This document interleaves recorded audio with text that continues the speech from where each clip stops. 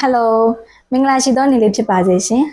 Tista May YouTube Channel နဲ့ Maybe Facebook အကောင့်ကနေပြီးတော့ပြန်လည်ကြိုဆိုလိုက်ပါတယ်ရှင်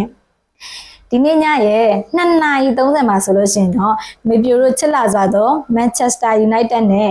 ရှေ့တစ်ပတ်မှာတွေ့ဆုံခဲ့တဲ့ Real Sociedad တို့နဲ့ထပ်တွေ့ဆုံတဲ့ Europa League 16 သင်းစဉ်ဒုတိယအကျော်ရှုံးထွက်ပွဲစဉ်လေးပဲဖြစ်ပါတယ်ရှင်ဒီနေ့ညရဲ့ပွဲစဉ်လေးကိုသုံးသပ်ပေးရမယ်ဆိုလို့ရှိရင်တော့စပိန်ပြည်ပထမအကျော့မှာ1-1နဲ့တည်ရကြခဲ့တဲ့ Manchester United ဟာဒီနေ့ညဒုတိယအကျော့အိမ်ကွင်းပွဲစဉ်မှာလုံးဝအနိုင်ရရှိလိမ့်မယ်လို့ယုံကြည်ပါတယ်ရှင်။ဆိုစီတဲ့အသင်းဟာအဝေးကွင်းမှာလုံးဝစိတ်မချရသလိုဖြစ်နေတယ်ဆိုတာကလည်းသူ့ရဲ့ပွဲစဉ်ရှေ့9ဝဲကိုကြည့်မယ်ဆိုလို့ရှိရင်ပေါ့နော်တပွဲနိုင်တပွဲတရေ3ပွဲရှုံးထားတာကြောင့်ဒီနေ့ညရဲ့ပွဲစဉ်မှာManchester United ကအနိုင်တိုက်နိုင်မယ်လို့ယုံကြည်ပါတယ်ရှင်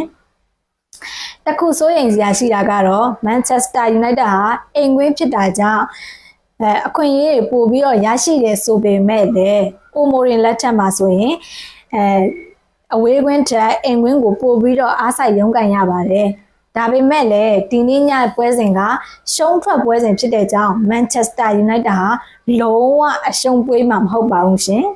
။ဒါကြောင့်ဒီနေ့ညရဲ့ပွဲစဉ်လေးကိုမေပြိုကတော့ Man U Body လို့